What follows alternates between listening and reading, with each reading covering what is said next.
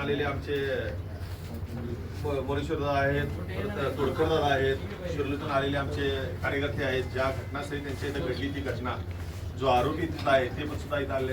म्हणजे मला सांगायचं आपल्याला काय आहे की आम्ही हे फक्त कोल्हापूर जिल्ह्यापुरता घेत नाही आहे, हे अखंड महाराष्ट्रातून घेतलं जाते आणि आम्ही ह्या विविध जिल्ह्यांमध्ये सगळीकडे महाराष्ट्रभर याचं निवेदन सुद्धा आम्ही देणार आहे. ज्या त्या ठिकाणी तालुका वाईज आम्ही कलेक्टरना देणार आहे किंवा जे काय प्रतिष्ठित असेल मुख्यमंत्र्यांना सुद्धा आम्ही ह्या गोष्टीची गांभीर्याने दाखल घेण्यासाठी आम्ही विनंती करतो. धवलसिंग दादा बऱ्यापैकी आहेतच हिंदुत्वाच्या सगळ्या ह्याच्या कार्यामध्ये. आज सोलापूर जिल्ह्यामध्ये काम करतात, काही पुण्यामध्ये आमचे काटेदादा करतात, वेलेवळ दादा सगळं काम त्याचं चालूच आहे, नाशिकमधून आहे, तोडकर दादांचा जुना अनुभव आहे. म्हणजे सगळेजण आम्ही काम करत आहे. तर आता बऱ्यापैकी पुढचं जे काय मार्गदर्शन आहे ते आपल्याला वेलेवळकर दादा करतील. कोण ना कोणी कार्यकर्ता, हिंदुत्ववादी कार्यकर्ता असेल, सामाजिक कार्यकर्ता असेल, पोलिसांच्या माध्यमातून, मीडियाच्या माध्यमातून समाजासमोर हे विषय आलेले आहे. पण याला नेहमी असं एक सांगितलं की कोल्हापूर जिल्हा पुरोगामी आहे, फुले शाहू आंबेडकर याच्यामध्ये हिंदू मुस्लिम विषय नाही आहे, मुस्लिमांचं असं काय जाणीवपूर्वक नाही, हे प्रेम असतंय. हे असं काय प्रेम नसतं, हे आता यावेळी सिद्ध झालेलं आहे. हे प्रेमाच्या भावनेतनं ही गोष्ट घडत नाही आहे. त्यातल्या काही गोष्टी त्या वाचवण्यासाठी ज्या घटना घडलेल्या आहेत प्रशासनाकडून, त्या आम्ही आज तुमच्याबरोबर या निमित्ताने मांडतो आहोत. आणि अनेक घटनांचा संदर्भ, आत्तापर्यंत झालेल्या सगळ्या घटनांचा आपण संदर्भ या प्रकरणाशी लावावा असे आमची आपल्याला विनंती आहे की आपण बघावं की ही जे आता व्हॉट्सअप चॅट सांगितले बाबाजी की त्या चॅटचा संदर्भ आपण लावू शकतो बाकीच्या ठिकाणी. हे मिशन मोडवर आहे की नाही, हा एखाद्या धर्माने एखाद्या धर्मावर केलेला एक प्रकारे हल्लाच आहे, हे याचं आपण लक्ष केलं पाहिजे. आता व्हॉट्सअप चॅटमध्ये धर्म म्हणून विद्वेषक पुरावा त्यामध्ये सापडलेला आहे. मराठ्याची एकही बाई सोडायची नाही, याचा अर्थ काय? क्लिअर होतं ना, हे मराठा समाजाला टार्गेट करताय, तुम्ही हिंदू समाजाला टार्गेट करताय. हे याच्या पलीकडे तुम्ही माणुसकी म्हणून बघा, मानवता सगळे धर्म विसरा, पण कुठला तरी एक समाज दुसऱ्या समाजाच्या बाईबद्दल अशी मनामध्ये भावना आणतो आणि तशी भावना कृतीमध्ये सुद्धा करतोय आणि सिद्ध होतंय वारंवार. म्हणजे हा मनुष्य काय मानवतेवर झालेला हल्ला आहे असं सुद्धा आपण म्हणू शकतो. त्याच्यामध्ये चॅटमध्ये तो जो शब्द आला मराठी की एकही बाई सोडायची नाही, सोडण्याची नाही, असा याचा अर्थ धार्मिक विषय आला. त्या ठिकाणी एक समुदाय आला, त्याला तुम्ही टार्गेट करता, हे सिद्ध झालेलं आहे. हेड क्राईम आहे, याच्यामध्ये सामाजिक तेढ निर्माण करण्याचा प्रयत्न केलेला आहे. पण याचा उल्लेख त्या चार्जशीटमध्ये करण्यासाठी टाळाटाळ करण्याचा प्रयत्न झाला प्रशासनाकडून. फोटो व्हिडिओ तपासताना महिला पंचांची उपस्थिती असणं आवश्यक होतं, ती पंचांची अनुपस्थिती होती. त्याच्यामध्ये तपास अधिकारी जे कोण असतील त्याच्यात संबंधित, त्याच्यामध्ये हिंदू तरुणींचे अश्लील फोटो व्हिडिओ आरोपीच्या चेहऱ्याशी जुळवताना कायद्यानुसार तिथं महिला पंचांना ठेवलं पाहिजे होतं. 1, 2, 3 कोणतरी महिला पंच नव्हते का त्या ठिकाणी गावामध्ये? महिला तयार होता या ठिकाणी. जसं आपण परवा मागच्या प्रकरणात बघितलं, शेकडो महिला रस्त्यावर उतरून त्यांनी मोर्चा केला आणि त्या मुलीला सोडून आणलं. या ठिकाणी ह्या गावातल्या सुद्धा महिला तयार झालेल्या होत्या, पण त्यांना एकही महिला त्यांनी सापडू नये हा नक्की याच्यामध्ये संशयास्पद वाव होतो. याने काय होणार आहे, कोर्टामध्ये जेव्हा हे मांडलं जाईल तेव्हा त्या आरोपीला सोडवण्यासाठी त्याचा उपयोग झालेला आहे. तर एक आरोपी त्यांचा सुटला सुद्धा जामिनावर. आता चेहरे जुळवण्याचा प्रयत्न केला, दिसतंय ना, मी प्रकाश बेलवाडे, माझा फोटो मॅच होतोय ना, मग तुम्ही म्हणा ना हा प्रकाश बेलवाडेच आहे म्हणून, हा शाहरुख देसाई आहे, हा संधी आहे, हे म्हणायला काय अडचण होती? जुळवण्याचा प्रयत्न केला म्हणजे बेनिफिट ऑफ डाऊट मिळणार की नाही त्या आरोपीला. त्याच्यात एक आरोपी सुटला, त्यातनं आता जामिनावर सुटलेला आहे. त्यामुळे तो गडबड्या प्रशासनाने या ठिकाणी केलेला आहे. जिओ टॅगिंग तपासण्याची व्यवस्था आपल्याकडे आहे, त्यामध्ये टाइम स्टॅम्प तपासण्याची व्यवस्था आपल्याकडे आहे. टेक्नॉलॉजी भरपूर पुढे गेली. आज तर AI मार्फत आपण भरपूर करतो. फॉरेन्सिक सारखी व्यवस्था आपल्याकडे असताना शहानिशा करताना सायबर प्रक्रियेचा वापरच केला नाही. म्हणजे कोल्हापूरमध्ये IT वगैरे आपल्याकडे आहे की नाही? हातकणंगलेल्या पोलिसांना हे करण्यासाठी न करण्यासाठी कोणाचा दबाव होता, याचा आपण नक्की चौकशी झाली पाहिजे. या विषयात पीडितेवर 2 लॉजमध्ये येऊन बलात्कार करण्यात आला, हे सिद्ध झालंय. पीडिता स्वतः पुढे आलेल्या त्यांनी सांगितलेलं आहे, मी त्यांचं कौतुक करतो. असताना सुद्धा पीडिता त्या कॉलेजमध्ये शिकत होती का, ती चौकशी करायला पोलीस गेले. लॉजवर बलात्कार झाला, तुम्ही त्या लॉजवाल्याशी व्हेरीफाय करा, तिकडे ते गेल्या होत्या का बघा, पण ती कॉलेजमध्ये शिकत होती का, तिकडे जात होती का, हे व्हेरीफाय कर. त्याच्यामध्ये जास्त त्यांनी केलंच पाहिजे, पण त्याच्यावर जास्त टार्गेट पोलिसांनी किंवा प्रशासनाने केलेलं आहे असं आम्हाला वाटतं. त्यातनं काय होतंय, मुख्य गुन्हा आरोपी मोटिव्ह राहिला बाजूला आणि बाकीच्या गोष्टी ज्या त्रयस्थ गोष्टी त्याच्याकडे जास्त प्रयत्न केलेला आहे. ब्लॅकमेलिंगची घटना ही बलात्कार आहे, ब्लॅकमेल आहे, पण त्याच्यामध्ये त्या मुलीचं अस्तित्व, मुलीचं ट्रॅव्हलिंग, मुली कुठे जात होती, घरात काय सांगत होती, खरोखर जात होती का, त्या कॉलेजची स्टुडंट बोनाफाईड आहे का, हे सगळं बघण्यामध्ये जास्त प्रयत्न केलेले आहे. त्या लॉज मॅनेजर समोर का नाही उभं केलं? लॉज मॅनेजरचं टेस्ट आयडेंटिफिकेशन जे केलं जातं ते जर त्या आधी केलं असतं, कोर्टामध्ये त्याचा उपयोग होणार. त्यावेळी कोर्टामध्ये तो ओळखणार की नाही व्हेरीफाय करता येणार नाही आता. त्यामुळे ते सुद्धा त्या ठिकाणी रेकॉर्ड ऑफ पोलिसांनी ते घेतलं नाहीये की त्या आरोपीला उभं करून ओळख परेड त्या लॉजच्या जो कोण ऑपरेटर त्यावेळी होता त्याच्या थ्रू गेली पाहिजे होती. पोलिसाच्या पीडितेच्या नातेवाईकांनी भीषण मानसिक तणावाखाली तिला धमकावले जात असं पोलिसांना सांगितलं.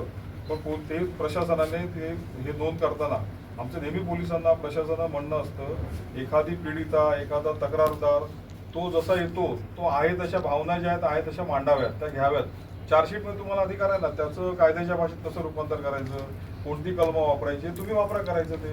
पण त्या पीडितेच्या आता सेन्सिटिव्ह प्रकरण आहे, पॉस्कोच्या प्रकरणात विषय असतात किंवा एखादं कोणतंही मारामारीचं प्रकरण जरी सुद्धा तो जो पीडित आहे त्याचा आहे तशा भावना त्या ठिकाणी नोंदवल्या गेल्या पाहिजे.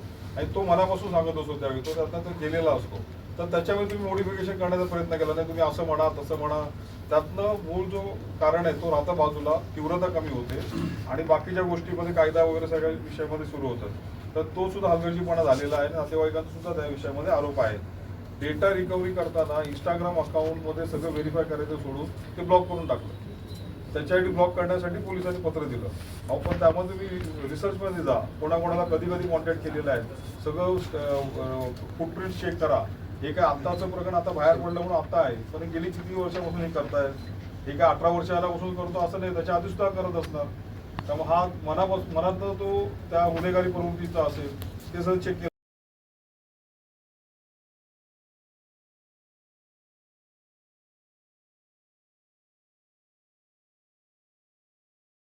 ते बघितलं पाहिजे. अकाउंट ओपन केल्या तरी काय केलं असेल, कोणाकोणा टार्गेट केलं, कोणाला प्रयत्न केले.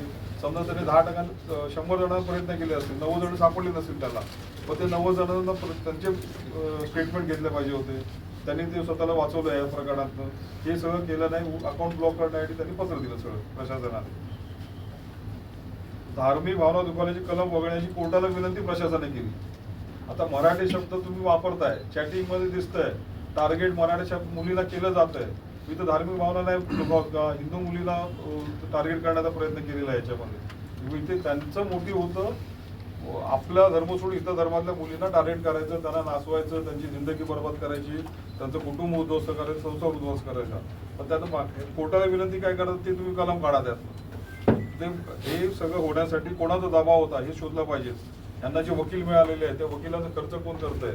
आता त्या जो आरोपी आहे त्या पालकांचं काय म्हणणं आहे ते काटेदादा सांगतील आपल्याला. त्यातनं आपल्या लक्षात येईल की नेमकी कुठलीतरी वेगळी अदृश्य शक्ती याच्या मागे काम करते सगळं वाचवण्यासाठी. असं आहे. व्यापक कॉन्स्परन्सी आणि कॉल नेटवर्क, कॉल CDR तपासले गेले पाहिजे होते. हा विषय मोकासारखा विषय आहे. खरं म्हणजे हा त्याला वाटलं म्हणून गेलं असं नाही. हे सगळीकडे घडतंय. या सगळ्यांच्या तारा जोडल्या पाहिजे होता. कर्नूलमध्ये काय झालं, त्या माफियामध्ये परवा काय झालं, या शिरोलीमध्ये आधी पण झालेलं आहे, हुपरीमध्ये तर अनेक प्रकरण झालेली आहेत, कोल्हापूर शहरामध्ये आहे, गुजरातमध्ये मुलगी चंगडमध्ये आणली होती ते काय, हे सगळ्याचे लिंकेज जोडता आले असते. हे कोण ऑटोमॅटिक होत नाही, कोणतरी सिस्टम चालवत आहे, कुठल्या तरी सिंडिकेटमधूनही चालवलं जात आहे. ह्याच्या मागे शोधलं पाहिजे होतं. परवा मोर्चा केला आणि 2 तासात मुलगी मिळाली, कसं शक्य झालं कर्नूलमधल्या माफियाच्या प्रकरणात? हे असे जे विषय आहेत हे सगळं लिंकेज करून हा सिंडिकेट आहे हे ठरवून केलं जात आहे. आणि ह्याच्यातनं प्रशासनाने आमचं राज्य शासनाला विनंती असणार, हे नुसतं हा तेवढा एका बलात्कारापुरता विषय नसावा. आम्ही फक्त तो बलात्कार झाला म्हणून आम्ही मानतो असं नाही. हा एक प्रकारे व्यापक ह्याच्यातनं केलेला हल्लाच आहे. त्याच्यासाठी प्रशासन यंत्रणा उभी राहिली पाहिजे. त्याच्यासाठी सगळ्यांनी आपण सुद्धा पत्रकार कुठला धर्म वगैरे फार विषय न जाता माणूस म्हणून एका माणसाच्या ग्रुपने दुसऱ्या माणसाच्या ग्रुपच्या महिलांवर टार्गेट करणं हा मनुष्य जातीला सुद्धा काळिमा आहे. त्याचा विचार करून आपण त्याचं पुढची कार्यवाही आपण लोकांमध्ये प्रबोधन केलं पाहिजे. हे विषय काय काय लोकांमध्ये नेले पाहिजेत. आणि हा लव्ह जिहादच आहे, हा टार्गेट केलेला लव्ह जिहाद आहे. ह्याच्या प्रेम प्रकरण तर त्या दोघांना आपापसात जुळलं म्हणून केलं. माफियातलं तर 3री मुलगी होती ती, त्याने एका समाजाची 3री मुलगी परवा नाचवण्याचा प्रयत्न केला, तिला पळवलं. हा लव्ह जिहाद हे कसं प्रेम प्रकरण कसं असू शकतं? त्यामुळे हे आपण विचार करून त्याचं समाजासमोर नेलं पाहिजे. हे आपल्या पत्रकारांच्या माध्यमातून आम्ही सांगतोय. हे व्हॉट्सअपच्या जे आहेत याच्यावरनं स्पष्ट निदर्शनास येतं की हे जाणीवपूर्वक केलेलं आहे. म्हणजे असं काय नाही आहे की बाबा ह्याच्यामध्ये काय चुकी झालेलं आहे. आणि म्हणजे हे प्रशासनाकडे देखील हे जर उपलब्ध आहे, म्हणजे ठरवून करणारा हा गुन्हा केलेला आहे.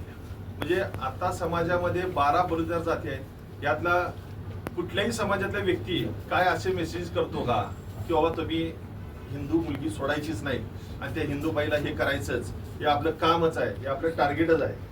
म्हणजे सांगण्यात तात्पर्य एवढंच आहे की ह्या व्हॉट्सअप चॅटचं गांभीर्यानं घेऊन याच्यावरती मोका अंतर्गत कायद्यात काय तरतूद करता येईल आणि या आरोपींवरती गुन्हे कसे दाखल करता येतील याचा फेर तपास करण्यात यावा, एवढीच आमची कळकळीची विनंती आहे एक हिंदू समाज म्हणून.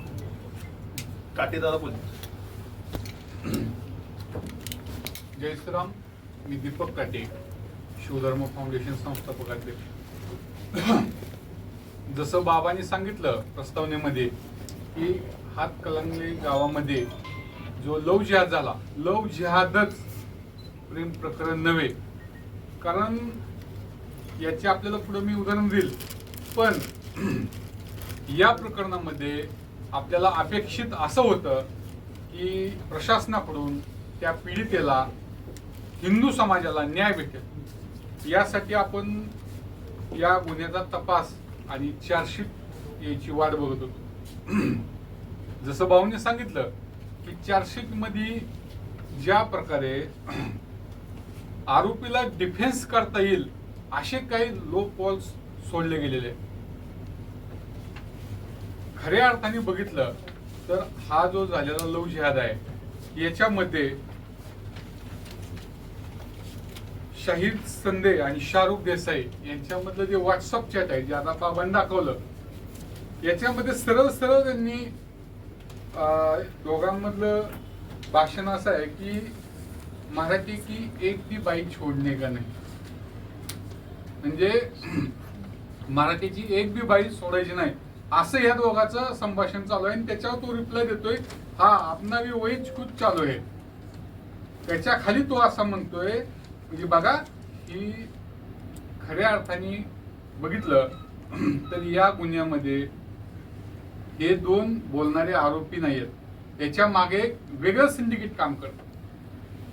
तुम्ही काही दिवसापूर्वी बघितलं, मी एक तुम्हाला व्हिडिओ दाखवतो, जो आरोपीचा वडील स्वतः या गुन्ह्याची कबुली देऊन आरोपीला फाशीची शिक्षा द्या अशी मागणी करतोय. आणि असं असताना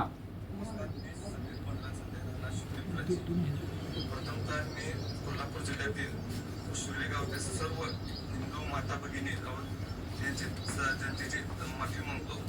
माझ्या मुलांचे कृत्य केले आहे ते अतिशय निंदनीय आहे आणि आमचा संजय कुटुंबे त्याला कसलाही पाठिंबा देणार नाही. आणि आमच्या पोलीस प्रशासनाला कळकळून विनंती आहे की तिने जे न्याय देते ते आम्हाला मान्य आहे, गावकरी जे न्याय देते आम्हाला मान्य आहे. पोलीस प्रशासन कशाचा विचार न करता त्याला फाशी शिक्षा द्यावी ही आमची मागणी आहे. आणि आमचा ह्याला कसलाही विरोध नसणार. आणि प्रथम आणि एकदा विश्वले का आता खऱ्या अर्थाने बघितलं तर याच्या घरचे देखील या गोष्टीची निंदा करतायत की ही गोष्ट निंदनीय आहे, त्याच्याविषयी त्याला फाशीची शिक्षा दिली तर आमचा काही विरोध नाही. असं असताना या आरोपीला वकिलासाठी म्हणा, कोर्टासाठी म्हणा, जेलसाठी, जामीनसाठी कोण मदत करतं, कुठली संघटना करते, याला फंडिंग कुठनं येतं, हे देखील एक महत्वाची गोष्ट आहे. कारण हा खऱ्या अर्थाने बघितलं तर हा एका समाजाला टार्गेट करून केलेला हल्ला आहे. आपण खऱ्या अर्थाने बघितलं तर आपली देशाची सीमा तर सुरक्षित आहे, पण अंतर्गत सुरक्षा डगमगलेली आहे. तुम्ही दुसऱ्या पेजवर तुम्हाला दाखवतो की जे लोक या घटनेला लव जिहाद प्रेम प्रकरण म्हणतात, त्यांनी ही गोष्ट लक्षात घ्या की एक आरोपी दुसऱ्या आरोपीला त्याच्या प्रेयसीचे, आता इथं महिला आहे म्हणून ती गोष्ट मी करत नाही, की नग्न फोटो मागतोय आणि दुसरा म्हणतोय की मी तुला उद्या देतो. तर त्याच्या संदर्भात पहिला आरोपी म्हणतोय की तेरा तो जलवा आहे. म्हणजे प्रेम प्रकरण असतं तर आपण आपल्या प्रेयसीचं फोटो दुसऱ्याला पाठवतो का, याचा अर्थ हा इट्स अ प्री प्लॅन. आणि याच्यामध्ये हे दोघं नसून पडद्या आडमध्ये 120 ब मध्ये अनेक लोक संघटना, ऑर्गनायझेशन आणि फंडिंग करणार आहेत. त्याच्यामुळे यांच्यावर मोका दाखल झाला पाहिजे. आता याच्यामध्ये हा शाहरुख देसाई जो आहे हा MSCB ला कनेक्ट आहे, कामगार आहे. Junior engineer. हा, आणि MSCB ला कनेक्ट असल्यामुळे ह्याला त्या MSCB च्या बिलाच्या संदर्भात प्रत्येक घरोघरी जावं लागतं. म्हणजे ह्यांना जी टार्गेट करायचे त्याची रेखी करायला ह्यांना येतात माणूस. त्याच्यामुळे आमची मुख्यमंत्र्याकडे विनंती आहे की याच्यावर कठोर कारवाई झाली पाहिजे आणि या घटनेचं सखोल चौकशी होऊन याच्यामध्ये जी या आरोपीनं वक्तव्य केलेलं आहे की मराठों की एक भी बाई छोडणे का नाही, याच्यामुळे महाराष्ट्रातील समस्त हिंदू समाजाच्या आणि मराठा समाजाच्या भावना दुखावलेल्या आहेत. माझी प्रशासनाला विनंती आहे की त्यांनी या आरोपीवर कठोर कारवाई करावी. सामाजिक भावना दुखावल्या यामुळे त्याच्यावर गुन्हा दाखल करावा, त्याला शासन व्हावं. अन्यथा येत्या काळात समस्त हिंदू समाज छत्रपती शिवरायांना मानतो आणि त्यांच्या गनिमी काव्यानुसार अशी काही कृत्य करल की आम्ही आमचा न्याय मागून नाही तर हिसकावून घेऊ शकतो, हे आम्ही दाखवून देऊ. आणि जसं भाऊने सांगितलं की प्रशासनाने या गुन्ह्याच्या तपासादरम्यान जे लो फॉल्स काढलेले आहेत त्या लो फॉल्स नुसार जर बघितलं तर आरोपीला डाऊट ऑफ बेनिफिट या बेस खाली त्याला सुटायला मदत व्हावी. त्या प्रकारे जे लो फॉल्स केलेले आहेत ते परत रिकव्हर करून आरोपीला कठोर शासन होईल असं प्रिव्हिजन करावं अशी आमची प्रशासनाकडे विनंती आहे. या संदर्भात पत्रकार परिषद झाल्यावर आम्ही सर्व SP साहेबांना भेटून निवेदन देणार आहे. पुढील व्यंकटेशजी बोल. नमस्कार सर्व पत्रकार मित्र बंधू भगिनींना जय श्रीराम. आपल्या कोल्हापूरमध्ये हातकणंगले गावामध्ये ही जी घटना घडली ती अत्यंत निर्लज्ज आणि दुर्दैवस्पद म्हणता येईल. या घटनेला सापडलेल्या पुराव्यानुसार हे स्पष्ट होते की हा एक अत्यंत सुनियोजित कट होता. डोक्यात यांच्या जियांचे विष पेरलेले आहे. आपल्या हिंदू धर्मातील प्रत्येक मुलीला भ्रष्ट करण्याचे हे तळापासून काम करत आहे. तरी माझी पोलीस प्रशासनाला विनंती असेल का मुख्यमंत्री साहेबांनी SITचे आदेश देऊन आपण काय चौकशी केली ही 90 दिवसामध्ये तुम्ही जनतेसमोर नाही आणली आणि तुम्हाला या प्रकरणामध्ये खूप काही गोष्टी तुम्ही करू शकत होते. पण आम्हाला असं याच्यामध्ये निष्पन्न होत आहे का आपण पोलीस प्रशासनाने MSCB प्रशासनाने काही लोकांच्या मनानुसार कारवाई केलेली नाही.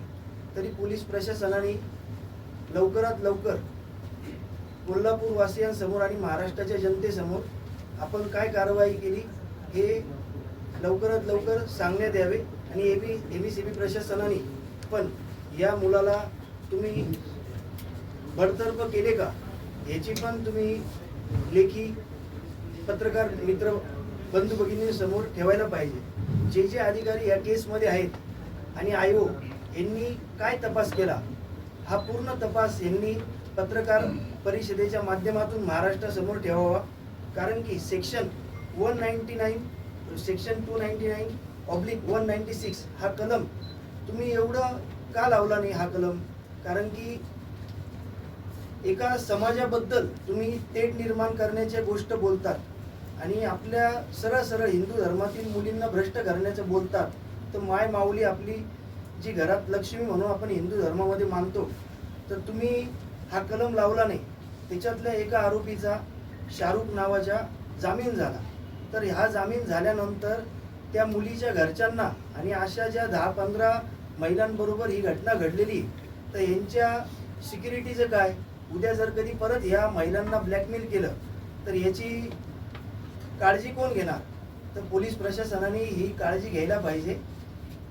कारण की फॉरेन्सिक तपासणी तुम्ही ह्या सगळे चॅटची केलेली नाही.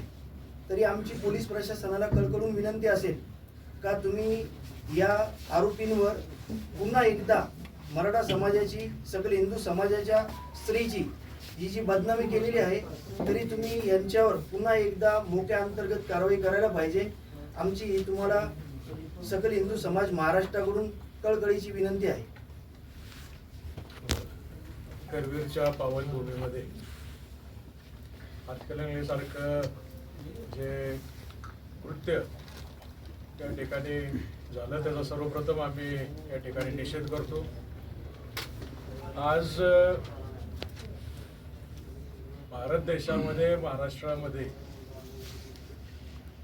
लोकशाहीला आदर करायचा म्हणून ही पत्रकार परिषद आणि या पत्रकार परिषदेच्या माध्यमातून तपास यंत्रणेचे डोळे उघडण्याचं काम या ठिकाणी आम्ही करणार आहोत. तपास यंत्रणेने योग्य तपास नाही केला, छत्रपतींचा आदर्श हा आमच्या समोर आहे आणि एखाद्या स्त्रीच्या अब्रूबरोबर जर कोण खेळत असेल तर त्याचा चौरंगा करायला पाहिजे ही शिकवण सुद्धा आम्हाला आमच्या छत्रपतींनी दिली. आज करवीरच्या या भूमीमध्ये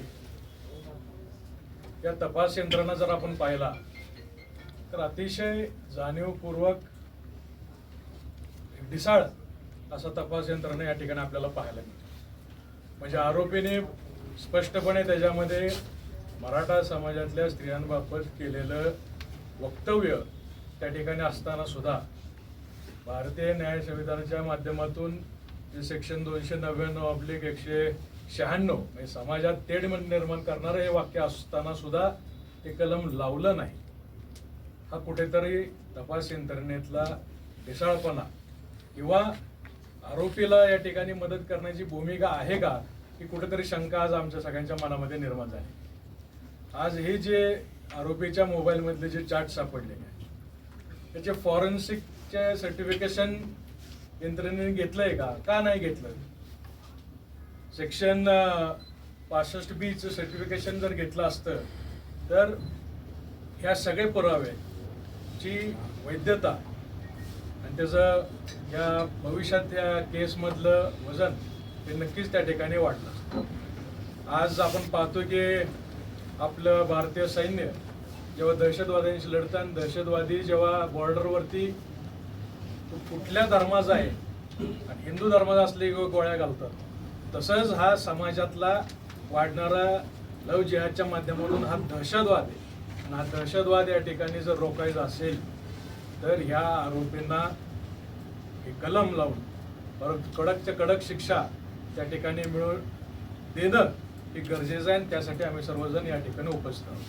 आज कोल्हापूरमध्ये हातकणंगले भागामध्ये मराठा समाजाविषयी हे जरी होत असलं तरी हिंदू धर्मातल्या प्रत्येक जातीमध्ये हे लव जिहादचं कॅन्सर वाढलेलं आहे. आता भिगवणच्या भागामध्ये आपण जर पाहिलं तर आमच्या हिंदू धनगर समाजातल्या मुलीच्या बाबतीत सुद्धा असंच झालं. भाट निमगाव आमच्या इंदापूर तालुक्यातल्या हिंदू मातंग मुलीच्या बाबतीत सुद्धा असंच झालं. आमच्या सोलापूर जिल्ह्यातल्या नातेपुतेमध्ये ब्राह्मण समाजातल्या मुलीच्या बाबतीत सुद्धा असंच झालं. मग हिंदू समाजातल्या प्रत्येक जातीतल्या महिलांच्या बाबतीमध्ये हे जे सध्या लव जिहादच्या माध्यमातून दहशत निर्माण करायचं हे जे चालू आहे त्याला विरोध करण्यासाठी आज आम्ही या ठिकाणी उभे आहोत. महाराष्ट्रामध्ये अतिशय संवेदनशील असं महाराष्ट्राचं नेतृत्व देवेंद्रजी फडणवीस साहेबांच्या माध्यमातून आपल्याला सगळ्यांना लाभलं. आज त्यांच्या प्रयत्नांमुळे धर्मांतरच्या कायदा त्या ठिकाणी पारित होत असताना कुठेतरी संरक्षण आम्हाला मिळतं ही भावना जरी असली तरी ह्या अशा केसेसमध्ये प्रशासनानं जे तपास यंत्रणा आहेत त्यांचा कुठेतरी ढिसाळ कारभार असल्यामुळे असे आरोपी मोकाट सुटतात आणि हे सुटू नये म्हणून ही आजची पत्रकार परिषद आहे. आज आम्ही प्रशासनाला सुद्धा विनंती करू इच्छितो की भविष्यातले ह्या येणाऱ्या काळामध्ये जर ही कारवाई आपण नाही केली तर पूर्ण महाराष्ट्रामध्ये प्रत्येक जिल्ह्यामध्ये आक्रमकपणे सकल मराठा आणि हिंदू समाज रस्त्यावर उतरून हा न्याय आम्ही मिळवल्याशिवाय राहणार. तपासाची दिशा ह्या दिशेने जायला पाहिजे असं तुमची मागणी आहे? तपासाची दिशा जे तपास पोलिसांनी जे रेकॉर्ड हातात घेतलेला आहे, जे पोलिसांनी त्या आरोपीच्या मोबाईलमधून जे डाटा रिकव्हर केला आहे त्या डाटामध्येच त्या आरोपीनेच त्याच्या मित्रांना जे कोण सहकारी आहेत त्यांना मेसेज केलेत की मराठातली एक सुद्धा महिला सोडायची नाही. म्हणजे ह्याच्यामध्ये तो आरोपी काय एकटा नाही, त्याच्यामध्ये त्याचे अजून बरेच सहकारी आहेत. त्यामुळे कोकाच्या कायद्यातनं सुद्धा यातनं तपास झाला पाहिजे. ATSच्या माध्यमातून ह्याला दहशती काही फंडिंग होत आहे का, ह्यांना काय पाठिंबा आहे का, कुठला अजून त्यांचा कोण यांचा मेन अजून कोण लीडर आहे का, ह्याचाही तपास झाला पाहिजे. कारण ह्या माणसाला, या व्यक्तीला, ह्या ग्रुपला समाजामध्ये अस्थिरता निर्माण करायची आहे. मराठा समाजात हिंदू धर्मातल्या महिलांना टार्गेट करायचं आहे हे स्पष्ट झालेलं आहे. मग हे जर स्पष्ट झालेलं आहे तर ते कडक जे कलम कायद्यामध्ये दिलेले आहेत ते कलम लागू करायला पाहिजे होते. ते जर लागू झाले असते तर ह्या आरोपींना जामीन मिळाला नसता. म्हणून ही आजची पत्रकार परिषद घेऊन समाजाला जागृती करत असताना आज समाजामध्ये आबरूसाठी महिला शक्यतो पुढे येत नाही. आज आमच्या बहिणीनं धाडस करून आली समोर वस्तुस्थिती त्या ठिकाणी मांडली. आम्हाला असं ऐकायला मिळतंय की अजून काही महिलांचं सुद्धा असंच या लोकांनी शोषण केलेलं आहे. त्यामुळे ह्याच्यामध्ये जर हे आरोपी असेच जर मोकाट सुटले केवळ तपास अधिकाऱ्यांच्या हलगर्जीपणामुळे तर बाकीच्या महिलांवर भविष्यात कोण धाडस करणाऱ्याने हे प्रवृत्ती भविष्यामध्ये वाढीस लागेल. कॅन्सर हा समाजातला कॅन्सर आहे लव जिहाद म्हणजे. आणि कॅन्सरचा उपाय एकच असतो ते कट करून बाहेर काढायचं. याला जर प्रशासना पोलीस प्रशासनाच्या माध्यमातून योग्य वेळी हे कलम लावून जर या लोकांना धडा नाही शिकवला ही प्रवृत्ती भविष्यात वाढत जाईल. आणि प्रशासन जर ही कंट्रोलमध्ये आणू शकत नसेल तर आम्हाला या ठिकाणी रस्त्यावर उतरवं. अदृश्य शक्तींच्यामुळं हा तपास बाहेर झालाय असं म्हणायचंय का तुम्हाला? त्याला जोडून की अदृश्य शक्ती म्हणजे कोण नेमकं, म्हणजे राजकीय याच्यात कोण आहे का, कोण आहे? आता त्याचा तपास हा होणं गरजेचं आहे. आता म्हणजे असं आपण डिक्लेअर करू शकत नाही किंवा आपण असं त्या पद्धतीने त्या अनुषंगाने काय बोलू शकणार नाही. पण याला अदृश्य शक्ती असो किंवा नसो ही जी हलगर्जीपणा प्रशासन यंत्रणेकडनं झालेला आहे याच्या विरोधात आम्ही मुख्यमंत्र्यांकडे जाणार आहोत आणि या अधिकाऱ्यांची बदली करून त्यांना धडा शिकवण्याचं सुद्धा त्या ठिकाणी काम आम्ही करणार आहे. कारण जर एखादी ग्रुप समाजामध्ये तेढ निर्माण करण्यासाठी अस्थिरता निर्माण करण्यासाठी जर उघडपणे काम करत असेल आणि तुम्ही जर त्याच्यावर निर्बंध लागू करणार नसाल तर मला वाटतं अशा अधिकाऱ्यांना सुद्धा धडा शिकवला पाहिजे. कोण अधिकारी नेमकं यामध्ये? हे तपास यंत्रणेत आहेत साहेब. आता तसं म्हणण्यापेक्षा की नाही कसं आहे याच्यात व्हॉट्सअप चॅटमध्ये सगळे क्लिअर होते. म्हणजे जे काय असेल ते समोरच आहे. ते असं काय नाही की बाबा त्या कोणी हे करून तर घातलेलं नाही, त्यात त्यानं मेसेजिंग केलं आहे त्याचं ते पोलिसांच्या हाती लागलेलं आहे.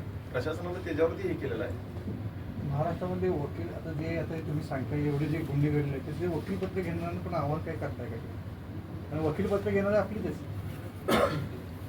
कारण तुमचा रोज ज्याच्याकडे आहे ते वकीलपत्र घेतात. वकीलपत्र कोणी घेतले बघा. 100% आम्ही वकिलांना देखील विनंती करू. म्हणजे अशा पद्धतीचे जे काही कृत्य करणारे आहेत, जे अगदी समाजामध्ये तेढ निर्माण करणारे आहेत, जे अशी वाईट विकृतीचे लोक आहेत ह्यांच्या बाबतीत त्यांनी वकीलपत्र घेऊ नये यासाठी आम्ही 100% त्यांना एक निवेदन देऊ, बार काउन्सिलला देऊ, ज्या त्या जिल्ह्यांमध्ये आम्ही बार काउन्सिलला देऊ किंवा हे थांबावं कुठंतरी. कारण काय आहे हे समाजात वारंवार घडत चाललेलं आहे. त्यासाठी 100% आम्ही देऊ त्यांना. आणि कोणाला काय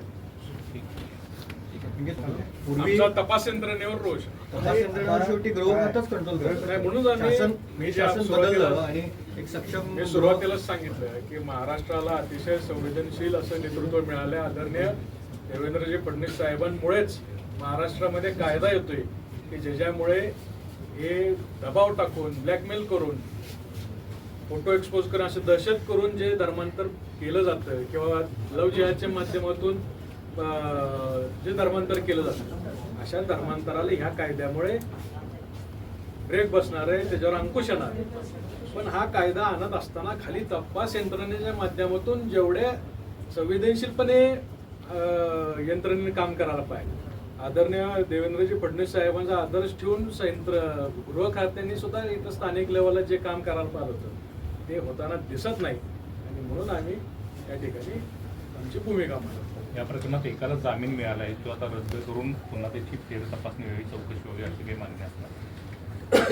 ह्या आता जे सगळे पुरावे पोलिसांच्या ताब्यात आहेत मुळात त्यांचं फॉरेन्सिकच्या माध्यमातून हे पुरावे सर्टिफिकेशन करून घेणं गरजेचं आहे जेणेकरून उद्या त्याची पुष्टी होऊन जाते. ते एडिटेड नाही किंवा हे नाही त्याची पुष्टी होऊन जाते. त्याच्यानंतर ते वाक्य क्लिअर आहे की मराठा समाजातले एकही वायलेलच्या बाबतीमध्ये जे चुकीचं वाक्य त्या ठिकाणी लिहिलेलं आहे याच्यावरून ती व्यक्ती, त्याचा ती मित्र आणि ह्यांच्याशी कनेक्टेड असलेला ह्यांचा जो ग्रुप आहे, यांची भूमिका, यांची मानसिकता ही क्लिअर आहे. आणि ती एवढीच आहे की हिंदू धर्मातल्या टार्गेट करणे, हिंदू धर्मातल्या महिलांना टार्गेट करणे. म्हणजे बॉर्डरवरती दहशतवादी हिंदू म्हणले की गोळ्या घालतात आणि इथं समाजामध्ये लोकशाहीच्या नावाखाली सगळ्या योजनांचा फायदा घ्यायचा आणि हिंदू धर्मातल्या महिलांना टार्गेट करायचं. म्हणजे हिंदू धर्मात बघा, आबरू ही आपला आत्मा असते, तो कुठल्याही कुटुंबात, म्हणजे तिथंच घालायचा. हे जे दहशतवादी कृत्य आहे ते आळा घालण्यासाठी आम्ही नक्कीच या ठिकाणी पाठवू. थँक्यू. आता फक्त शॉर्ट्समध्ये जेवढं सांगितलं ना, शॉर्ट्समध्ये पाहिजे 1 मिनिटाच्या आत.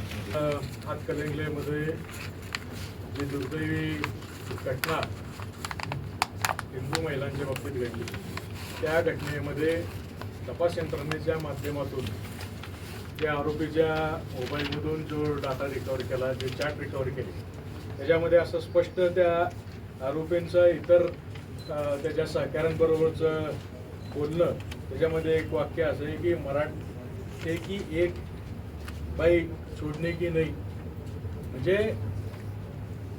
मराठा समाजातला, हिंदू धर्मातल्या महिलांविषयी जे हे भूमिका आणि वाक्य या ठिकाणी या आरोपींच्या मोबाईलमधून पोलिसांनी रिकवर केले, वास्तविक ते समाजामध्ये तेढ निर्माण करणारं वाक्य, धर्मामध्ये तेढ निर्माण करणारं वाक्य पोलिसांनी जाणीवपूर्वक याकडे दुर्लक्ष केलंय की काय अशी भावना सध्या समाजामध्ये निर्माण झालेली आहे. वास्तविक पाहता भारतीय न्याय संहितेच्या मध्ये सेक्शन 299/196 हे या ठिकाणी या केसमध्ये लागायला पाहिजे आणि जवळजवळ 10-12 त्रुटी या तपास यंत्रणेमध्ये आढळल्यामुळे या ठिकाणी SP साहेबांना आणि मुख्यमंत्री साहेबांना भेटून आम्ही हे निदर्शन आणून देणार आहोत आणि कुठेतरी आरोपींना सहकार्य करण्याच्या दृष्टिकोनातून हा तपास कुठेतरी एक लूप हॉल त्याच्यामध्ये ठेवण्याचा प्रयत्न या ठिकाणी होतोय आणि